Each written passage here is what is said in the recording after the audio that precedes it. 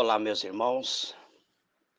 Um bom dia na paz e na graça do Senhor Jesus. Recebam a paz do Senhor Jesus amado. Que o Eterno vos abençoe abundantemente. Muito bem, amados, estamos estudando o livro de Apocalipse. Hoje eu quero comentar o segundo acontecimento que há no intervalo da sexta trombeta. Mas eu vou dividir esse comentário em dois áudios. Eu preparei o estudo e eu achei que ficou muito longo. Então, hoje eu vou comentar somente os dois primeiros versículos do capítulo 11 de Apocalipse. O primeiro versículo diz assim: Foi-me dado uma cana semelhante a uma vara, e foi-me dito: levanta-te, mede o santuário de Deus e o altar e os que nele adoram, pois deixa o átrio que está fora do santuário e não o meça, porque foi dado aos gentios, e eles pisarão a cidade santa por 42 meses. Muito bem, amados. É, o versículo 3 em diante começa a falar sobre duas testemunhas. Eu estarei comentando isso em um outro áudio. Nós vemos que existe um intervalo. Eu comentei no capítulo 10 o primeiro intervalo, ou seja, agora eu quero comentar o segundo intervalo. O apóstolo João, ele diz que o intervalo entre a sexta e a sétima trombeta, ela continua nesse capítulo 11, com mais duas cenas que mostram a proteção divina, uma proteção vindo da parte de Deus para o povo, os fiéis. O povo é protegido, mas não totalmente. O povo ainda sofrerão as agressões do inimigo e pode até morrer, mas a vitória final pertence aos santos de Deus. João, no versículo 1 até o versículo 2, ele recebe uma ordem para medir o santuário.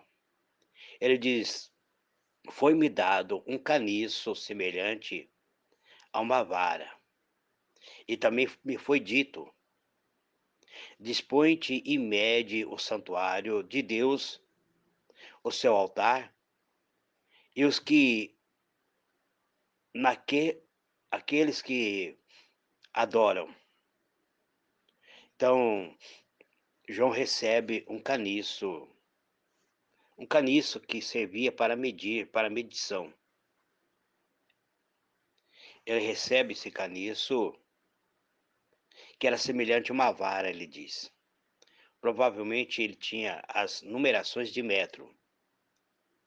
Então, João continua a sua participação ativa.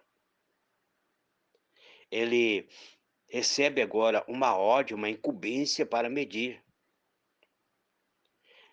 A palavra diz: dispõe-te e mede, ou então levanta e mede o santuário de Deus, mede o seu altar e os que naquele adoram. Então, o relato de João aqui não oferece detalhe, mas nos lembra da medição do templo de Ezequiel, em Ezequiel 40, verso 40, até o capítulo 42, ou seja, do capítulo 40 de Ezequiel até o capítulo 42, existe uma medição do templo.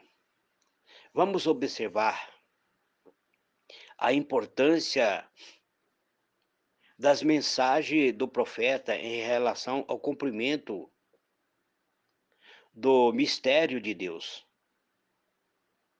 Podemos notar que o contexto de Ezequiel 37 e 39, mostra o domínio do Messias sobre as nações. Em Ezequiel 40, até o capítulo 42, o profeta assiste enquanto um homem mede o templo. Ele vê isso na visão. Ele vê isso muito anos antes da vinda do Messias, muito antes da vinda do Senhor Jesus.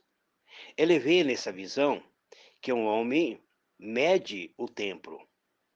Essa visão, ele se cumpre na vida de João. Então ele vê João medindo o templo. Então a visão de Ezequiel mostra o povo de Deus restaurando a glória, a proteção de Deus, o qual volta ao templo. Já no capítulo 43, o povo se reúne para adorar a Deus. Se nós lemos o livro de Ezequiel, são livros proféticos, amados. Ezequiel, a maior parte das profecias de Ezequiel já foram cumpridas, mas tem algumas profecias que não se cumpriram. Tem profecias de Isaías que vai se cumprir, tem profecias de Daniel que vai se cumprir. Profecias de Joel, alguns já se cumpriu, de Zacarias. Então Zacarias, ele apresenta outra visão de medição, esta vez de Jerusalém, como nos intervalo que aqui no Apocalipse mostra. O propósito da visão de Zacarias é assegurar os fiéis da proteção divina. Pois eu lhe serei, diz o Senhor, um muro de fogo em redor, e eu mesmo serei no meio dele a sua glória. Zacarias 2, verso 5. Então, quando João ouve a ordem para medir o santuário, João, sem dúvida, lembraria dessa passagem profética e do consolo que oferece aos servos do Senhor. João, ele conhecia a Escritura. Ele, inclusive, era pastor da igreja de Éfeso. O que nós temos que estudar a Bíblia, porque quando os acontecimentos acontecem, imediatamente vem à nossa mente aonde está escrito e por que está ocorrendo tudo o que ocorre na Terra, amado. Tudo o que está ocorrendo nesse planeta Terra, ele está na Bíblia. E nós vemos isso acontecendo de imediato. Então, João recebe ordem para medir o santuário de Deus. O santuário no Novo Testamento e o povo do Senhor, num texto que fala sobre a edificação da igreja. Paulo diz que os discípulos de Cristo são o santuário de Deus. Em 1 Coríntios 3, verso 16 até o versículo 17, diz: Não sabeis vós que vós sois santuário de Deus e que o Espírito de Deus habita em vós? Então, em 2 Coríntios, capítulo 6, verso 16, também o apóstolo Paulo se refere como nós sendo casa espiritual de Deus. A família de Deus, ela é edificada sobre a pedra angular, ou seja, o santuário que é o próprio Senhor Jesus, que é a dedicação ao Senhor. Está em Efésios 2, verso 19 até o versículo 22. Então, o templo não é um edifício feito com mãos, e sim é uma casa espiritual. O templo, então, de Deus, o santuário de Deus, é todos aqueles que formam a igreja de Deus. O templo vivo, nós somos pedra viva, edificado como casa espiritual. Essa casa espiritual é feita de pedras que vivem, que está no livro de 1 Pedro, capítulo 2, versículo 5 a 6. Então, nós somos pedras vivas. Nós formamos o edifício de Deus. Nós formamos a casa de Deus. Por isso, é necessário que nos venhamos congregar. Porque se eu ficar em casa achando que eu sou templo, sozinho eu não sou templo. Sozinho eu sou apenas uma pedra. Quando eu começo a congregar com meus irmãos, unindo a minha fé com meus irmãos, então eu me torno templo de Deus, casa espiritual, onde existe a união de outras pedras. Então João, ele tira qualquer dúvida sobre o significado do santuário quando diz que a medição incluiria os que naqueles adoram, ou seja, aqueles que estão adorando a Deus. Ele faz parte do santuário, ele faz parte do templo de Deus. Quando nós adoramos a Deus, então nós entramos na medição de João. Não se trata de medir uma estrutura física. Este templo é composto por adoradores, por pessoas, os verdadeiros sacerdotes de Deus que adoram dentro do templo. Então nós formamos a casa espiritual de Deus.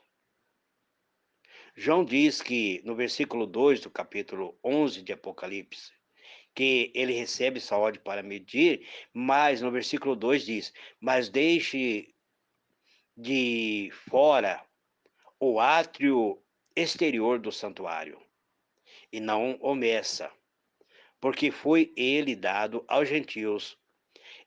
Este por 42 meses calcarão os pés à cidade santa, ou pisarão a cidade santa. Deixa a parte do átrio exterior, diz, porque foi ele dado aos gentios. A ordem para medir não somente oferece consolo, mas fala também de santificação. Os adoradores dentro do santuário são separados dos gentios, que fica no átrio. A palavra traduzida gentil aparece 22 vezes no Apocalipse. Normalmente, traduzida a nações ou povos.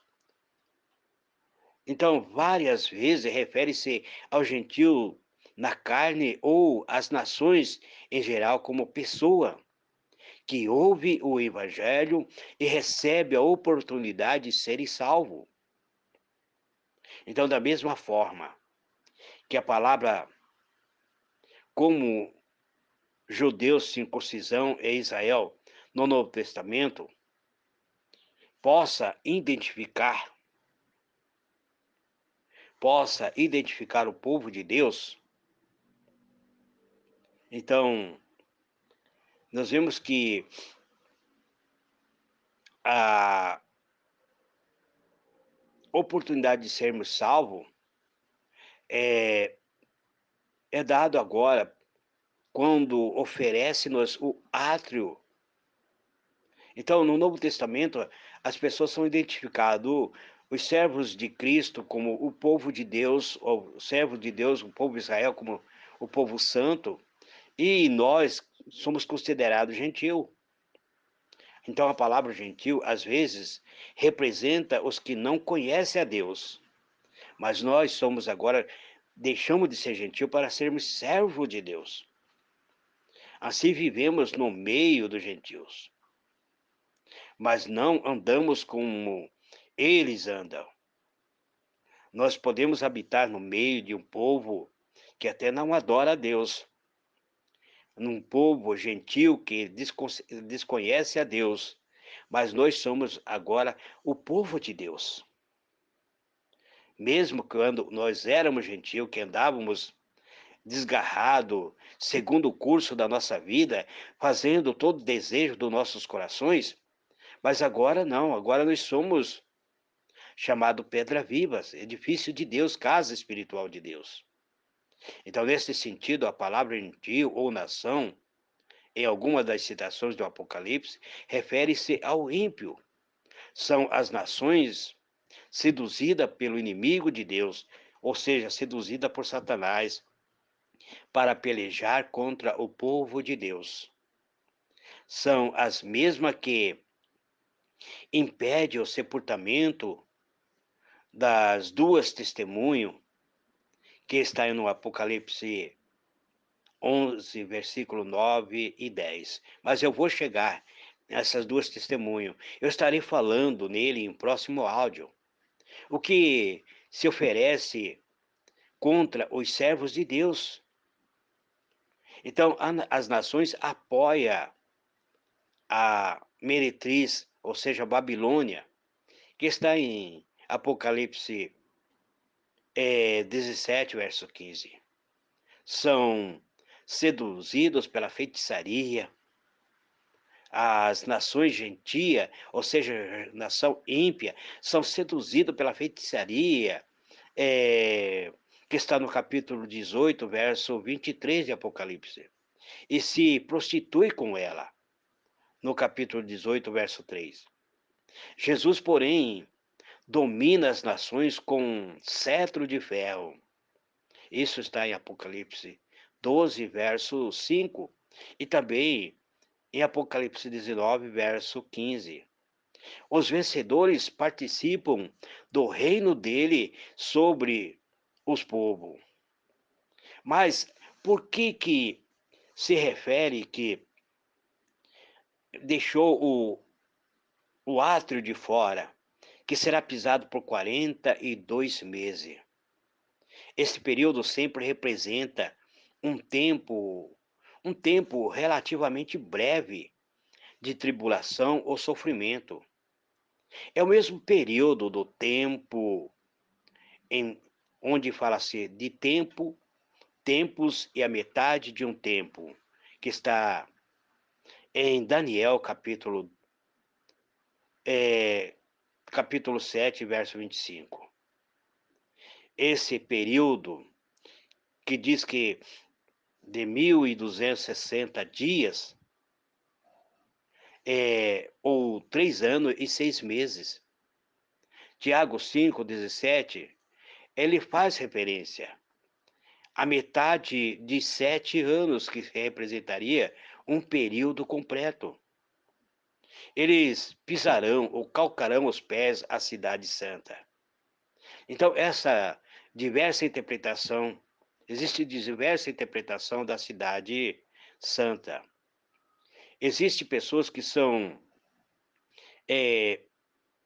explica que a cidade santa era Jerusalém, ou seja, a Jerusalém física, que é terrestre, e que o templo será reconstruído naquela cidade para o cumprimento desta profecia. Mas essa explicação enfrenta inúmeras dificuldades com a interpretação. Alguns intérpretes descartam totalmente os limites do tempo encontrado no começo e ao fim do Apocalipse. Outros acreditam que o Apocalipse foi escrito antes de 70 anos depois de Cristo. Mas eu acredito que ele foi escrito no ano 96 depois de Cristo, e que fala da destruição do templo e da cidade de Jerusalém pelos romanos. Alguns citam Lucas 21, verso 24, onde Jesus usou a linguagem semelhante para falar sobre a destruição de Jerusalém, onde Jesus diz: quando vires Jerusalém cercado por exército, sabeis que é chegado o momento do seu fim. E aqueles que estão na Judéia, fuja, saia da cidade, e o que estiver no campo não entre, e o que estiver sobre o telhado, fuja para o campo. né? Mas nós temos visto que acontecimento recente parece estar se concretizando agora. O livro de a profecia feita por Jesus em Apocalipse, em Lucas 21, verso 20 até o versículo 28. Então, Jesus fala sobre destruição de Jerusalém. Nós vemos agora a Israel sendo prédios e mais local de sendo destruído por esse ataque que está ocorrendo agora, recentemente. Então, aqui pode ser que nós venhamos entender que o que está acontecendo, essa destruição da a cidade, seja literal. Então, procurar uma explicação literal do tempo, uma explicação de que os 42 meses seria 3 anos e 6 meses, e nós não podemos aplicar isso agora, dizendo que isso vai ocorrer nesse período. Então, aqui a situação se complica, porque muitos tentam explicar sem ter uma base da palavra de Deus. Cita a duração da guerra entre os romanos, os judeus, dizendo que Nero enviou Vespasiano no início de, do ano 66 depois de Cristo, ou seja, em fevereiro. Há dúvida sobre essa data. Para vencer os judeus rebeldes, e que o período de 42 meses termina com a destruição da cidade de Jerusalém em setembro do ano 70. Mas o exército romano não entrou em Jerusalém em 67. Vespasiano começou na direção de Jerusalém em 68, mas desistiu devido à morte de Nero. Tito cercou Jerusalém nos primeiros meses do ano 70 e invadiu os muros por volta de abril ou maio e destruiu a cidade em setembro. Assim, para dizer que esse acontecimento literal se refere a 42 meses, ele exige alguma explicação mais complicada para defender essa citação. Então é necessário também manter uma data para o Apocalipse, antes de 70 depois de Cristo, que eu acredito que o Apocalipse foi escrito no ano 96 depois de Cristo. Então, posso estar errado? Sim, claro, porque muitas vezes nós estudamos e cada vez que eu procuro trazer uma explanação do livro do Apocalipse, algumas coisas novas têm se revelado a mim. Então, eu não posso dizer, afirmar uma coisa que eu mesmo muitas vezes procuro corrigir. O que é a cidade santa? Então vamos considerar as evidências bíblicas. As expressões cidade santa ou a santa cidade em si aparece 11 vezes na Bíblia. Neemias 11, verso 1 e 18 identifica a cidade física de Jerusalém. Daniel chamou Jerusalém de santa cidade, no livro de Daniel, capítulo 9, verso 24. E Isaías repreende o povo de Israel que profanaram o nome da santa cidade. Isaías 48, verso 2. Mais tarde, ele fala de Jerusalém, cidade santa, no capítulo 52, verso 1. Então, lendo o capítulo todo, percebemos a ênfase na restauração espiritual do reino de Cristo.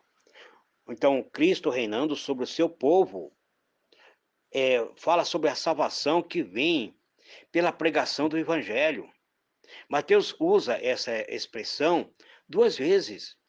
em Mateus 4, verso 5, e Mateus 27, verso 53, para identificar a cidade literal de Jerusalém.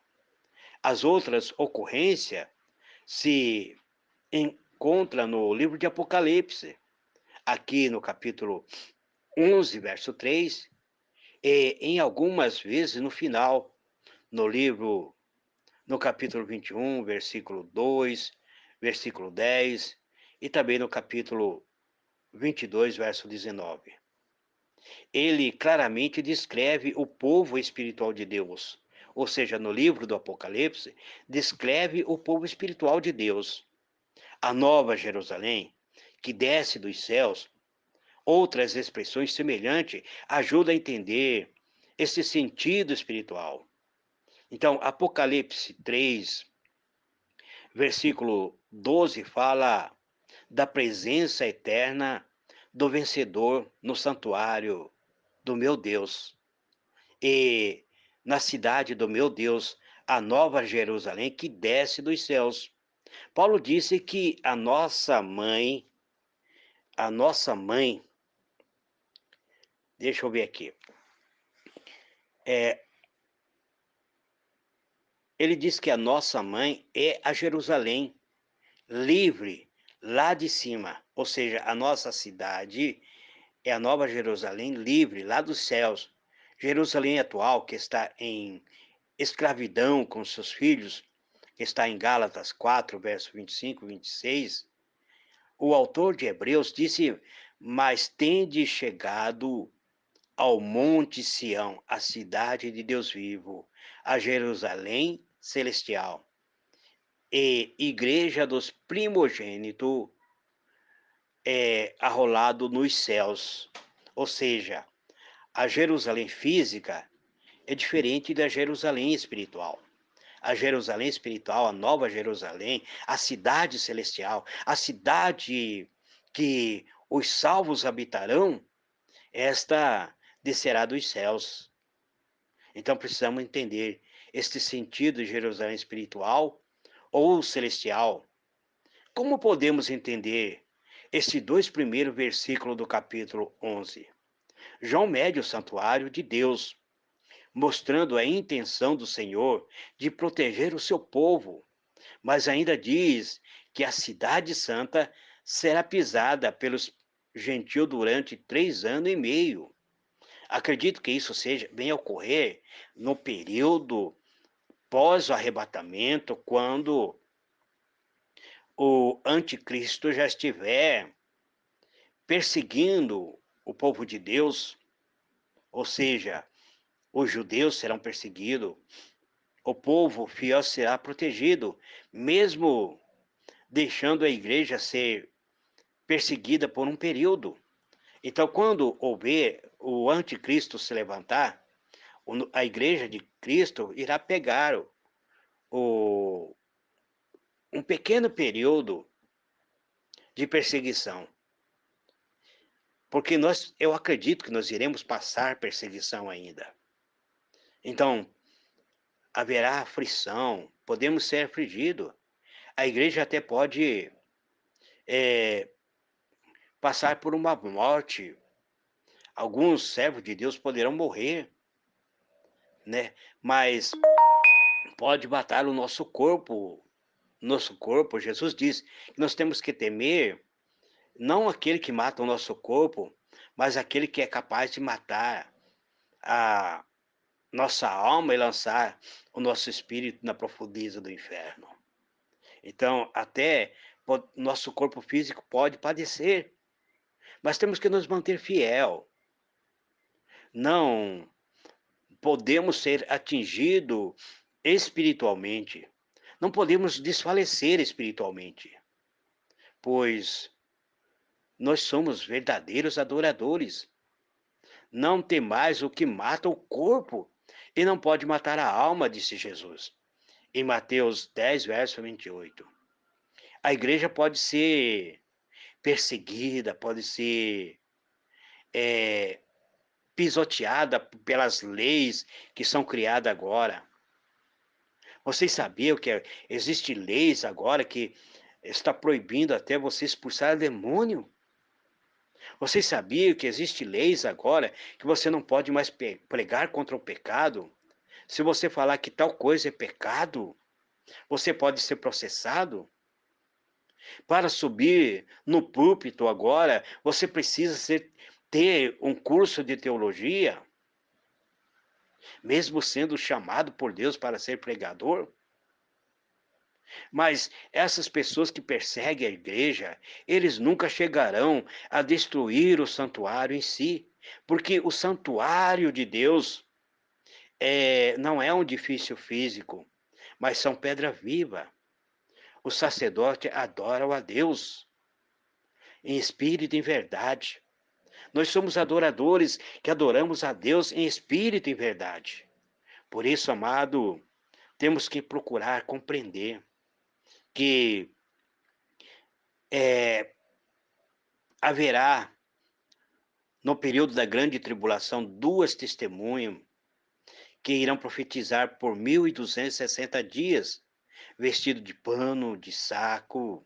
Mas eu vou falar isso a partir de amanhã. Que Deus vos abençoe. Grande abraço. Fique na paz do Senhor Jesus. Amém.